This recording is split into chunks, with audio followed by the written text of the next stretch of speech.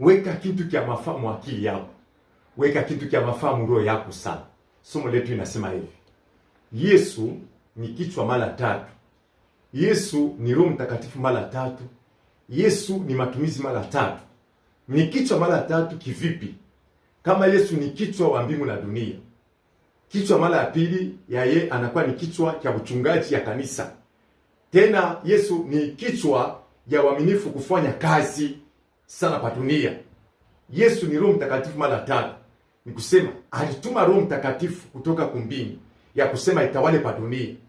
Tena Roho Mtakatifu inajaa ndani ya mchungaji. Tena Roho Mtakatifu inakuwa tena katikati ya mwaminifu. Yesu ni matumizi mara 3. Yaani halitumika kwa dunia mzima. Hakaleta tena matumizi kwa mchungaji, akaleta tena matumizi kwa kanisa. Yaani Yesu anafanya vitu vitatu kwa utukufu wa babake. Amina.